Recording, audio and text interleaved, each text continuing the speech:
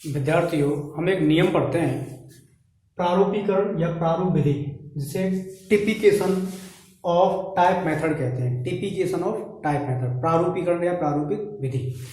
तो इसमें क्या रहता है, आप जानते हैं जो विभिन्न श्रेणियां या वर्गक होते हैं, जैसे वंश है, जाति है, कुल है, इनके नामकरण के लिए जो नामकरण प्रारूप, जिसे नोमेनक्लेचर टाइप कहते हैं, का प्रयोग किया जाता है।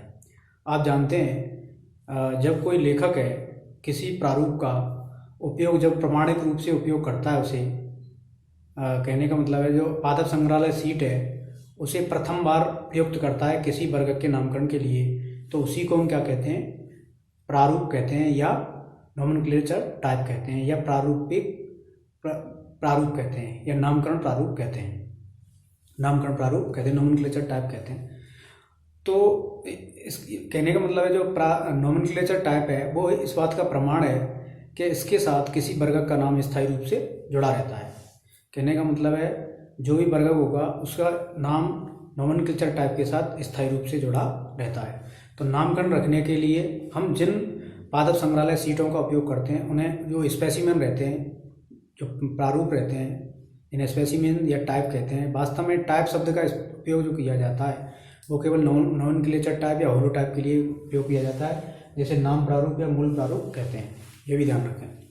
तो अब हम शुरू करते हैं। जैसे आप जानते हैं जब किसी पौधे के लिए पादप संग्रहालय सीट उपलब्ध नहीं है, कहने का मतलब है उसके लिए कोई भी पादप संग्रहालय सीट उपलब्ध नहीं है, तो निश्चित रूप से उसका नामकरण करने के लिए हम, मान लो कोई चित्र दे रखा है या फिर उसका वर्णन है, उसके आधार पर नामकरण भी कर सकते हैं। तो जो इस नियम में समस्या तब आती है कि मान लो कोई एक वंश है बड़ा, उस बड़े वंश को हम दो छोटे वंशों में अलग करना चाहते हैं, बांटना चाहते हैं।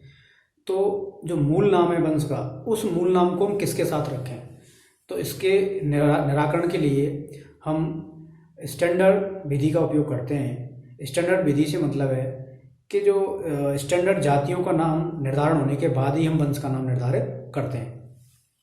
तो 1950 में स्टॉकहोम कांग्रेस का जो सम्मेलन हुआ था, उसमें नामकरण रखने के लिए विभिन्न जो प्रारूप हैं, जो टाइप हैं, उनका भी नामकरण रखने के लिए उपयोग में ले सकते हैं। तो उन प्रारूपों के बारे में पढ़ेंगे कि कितने प्रकार के प्रारूप हैं जिनके आधार पर हम किसी भी वर्गक का, कहने का वंश, जाति, कुल का नाम रखते हैं। तो ये प्रारूप हैं क्या चीज़, ये पादप संग्रहालय सीट हैं किसी पादप की, कि उनके आधार पर हम किसी भी वर्ग का नामकरण करते हैं। तो पहला है नाम प्रारूप या मूल प्रारूप। देखो ये वास्तव में नाम प्रारूप या मूल प्रारूप, जिसे होलोटाइप भी कहते हैं, ये लेखक द्वारा प्रयुक्त किसी भी वर्गक के नामकरण के लिए प्रयुक्त पादप संग्रहालय सीट होती है, इसे होलोटाइप कहते हैं, या मूल प्रारूप या नाम प्रारूप कहते हैं, नामकरण के लिए जिसे हम प्रयुक्त करते हैं। अब नंबर 2, चयन प्रारूप, इसे बोलते हैं लैक्टोटाइप। तो लैक्टोटाइप का मतलब है, जैसे कभी कभी ऐसा रहता है कि लेखक प्रकाशन के समय ये निर्देश ना करे कि इनमें से होलोटाइप कौन सा है, ये निर्देश ना करे कि इनमें से होलोटाइप कौन सा है, और या मतलब कहने का मतलब है जो प्रकाशन के समय जब प्रकाशन हो रहा है किसी वंश या जाति के नामकरण के लिए, तो प्रकाशन के समय वो ये निर्देश ना करे, मतलब ये निर्देश ना हो कि वास्तव में इनमें से होलोटाइप कौन सा है, या फिर ऐसा हो एक तरीके से होलोटाइप खो जाए। तो उस अवस्था में मौलिक सामग्री से, जो मूल मौलिक सामग्री से जो नया प्रारूप तैयार किया जाएगा, उसी को हम क्या कहते हैं, लैक्टोटाइप कहते हैं। मौलिक सामग्री से तैयार, ध्यान रखनी है, खो जाने पर या प्रकाशन के समय एक तरीके से ये निर्देश न करने पर कि होलोटाइप कौन सा है। तो समप्रारूप, आइसोटाइप तीसरे प्रकार का, ये क्या होता है, तो समप्रारूप में क्या रहता है, समप्रारूप एक अतिरिक्त प्रतिलिपि होती है, एक तरीके से द्वितीयक प्रतिलिपि होती है किसी भी होलोटाइप की। ये क्यों होती है, जैसे कभी कभी ऐसा रहता है कि एक ही स्थान से अलग अलग जो पादप प्रतिरूप हैं उनको तैयार कर लें, एक ही स्थान से अलग अलग, कहने का मतलब है एक ही स्थान से हम एक ही पादप जाति के प्रतिरूपों को क्या कर लें, पादप संग्रहालय सीट बना लें।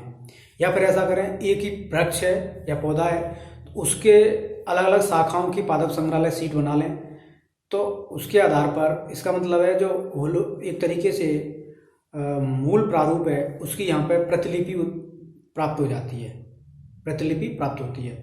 तो इनमें से एक का नाम, एक को हम क्या मान लेंगे, होलोटाइप मान लेंगे, बाकी के क्या मान लेंगे, समटाइप या आइसोटाइप मान लेंगे।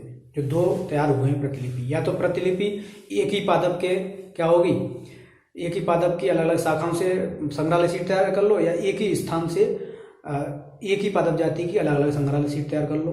तो उनमें से एक को होलोटाइप और एक को क्या मान लेते हैं, समटाइप आइसोटाइप मान लेते हैं। अब तीसरा नंबर 4 है सिनटाइप, सिनटाइप। सिनटाइप में क्या रहेगा, इसमें क्या रहता है कि जो दो पादप प्रतिरूप रहते हैं होलोटाइप के, लेकिन दोनों का उल्लेख किया जाता है, परंतु दोनों के उल्लेख के समय ये निर्दिष्ट नहीं किया जाता कि इनमें से होलोटाइप कौन सा है। तो कहने का मतलब है समप्रारूप में सिनटाइप में क्या होगा, दो पादप प्रतिरूप होंगे, लेकिन दोनों पादप प्रतिरूपों के उल्लेख में ये क्लियर नहीं होगा कि इनमें से होलोटाइप नाम प्रारूप कौन सा है। तो इसका मतलब नाम प्रारूप का संकेत निर्देशित या संकेतित नहीं होगा। तो उस अवस्था में हम क्या करेंगे, जो काफ़ी सारे प्रतिरूप तैयार हो जाते हैं तो उनमें से कुछ को, एक को होलोटाइप नाम दे देंगे और बाकी के क्या रखेंगे, सिनटाइप नाम रखेंगे। अब कोटाइप वास्तव में देखा जाए तो सिनटाइप के समकक्ष ही है। कहने का मतलब है जब एक ही पौधे से हम एक और अतिरिक्त प्रतिरूप तैयार कर दें, एक और अतिरिक्त प्रतिरूप तैयार कर दें तो उसको उसे क्या कहेंगे हम, एक तरीके से कोटाइप कहेंगे। होलोटाइप के अलावा तैयार करेंगे, यानी कि होलोटाइप के अतिरिक्त प्रतिरूप जो तैयार करते हैं एक ही पौधे से तो उसे कोटाइप कहते हैं। मूल स्थान प्रारूप, मूल स्थान से मतलब मान लो हम एक ही स्थान से एक अन्य पादप प्रतिरूप भी तैयार करते हैं तो उसे क्या बोलते हैं, मूल स्थान टोपोटाइप बोलते हैं, मूल स्थान प्रतिरूप बोलते हैं। एक है अपर पैराटाइप। तो पैराटाइप का मतलब है जब हम जो नोमेनक्लेचर टाइप है या होलोटाइप है, होलोटाइप के अतिरिक्त एक और अतिरिक्त क्या करें हम, वर्णन के साथ नया प्रारूप बनाएं तो उसी को हम क्या कहते हैं, वर्णन के साथ, ध्यान रखनी है, पूर्ण वर्णन के साथ, विस्तृत वर्णन के साथ, मौलिक, एक तरीके से मौलिक वर्णन के साथ तो दूसरा पादप प्रतिरूप बनाए होलोटाइप के अलावा तो उसे क्या कहते हैं, अपर प्रारूप या पैराटाइप कहते हैं। इसके अलावा एक और है नियोटाइप, जिसे नव प्रारूप कहते हैं। जैसे ध्यान रखनी है, जब नामकरण करते समय नोमेनक्लेचर टाइप उपलब्ध ना हो, पादप जो सामग्री उपलब्ध ना हो नामकरण करते समय, तो उस समय जब जो भी प्रारूप या प्रादर्श या स्पेसिमेन तैयार किया जाएगा जो नामकरण के लिए प्रयोग में किया जाएगा उसे क्या कहते हैं, नियोटाइप कहते हैं।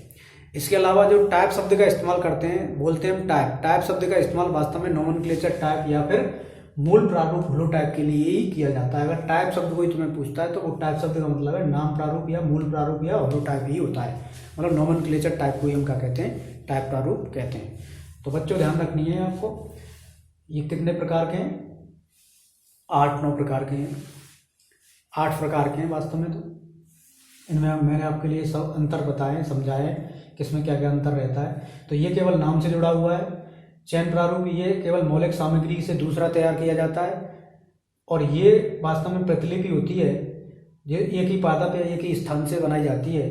और ये क्या होता है, ये अतिरिक्त प्रतिरूप होता है, मतलब जब हम ये निर्दिष्ट ना करें कि होलोटाइप कौन सा है तो उस समय इसे लेते हैं। और जब एक ही पौधे से होलोटाइप के अलावा हम दूसरा अतिरिक्त प्रतिरूप बनाते हैं उसे कोटाइप कहते हैं। मूल स्थान से मतलब एक ही स्थान से 2 प्रतिरूप तैयार करें। अपर पैराटाइप से मतलब है कि मौलिक विवरण के साथ हम दूसरा होलोटाइप के अलावा प्रारूप उत्पन्न करें। और नियोटाइप के अलावा जब हम मौलिक नाम टाइप उपलब्ध ना हो तो उस अवस्था में क्या करते हैं, हम जो भी प्रारूप का इस्तेमाल करेंगे उसे क्या कहते हैं, हम नियोटाइप या नाम प्रारूप कहते हैं, जो नामकरण के लिए प्रयुक्त करते हैं। तो बच्चों इस टॉपिक को हम यहीं समाप्त करते हैं। Thank you.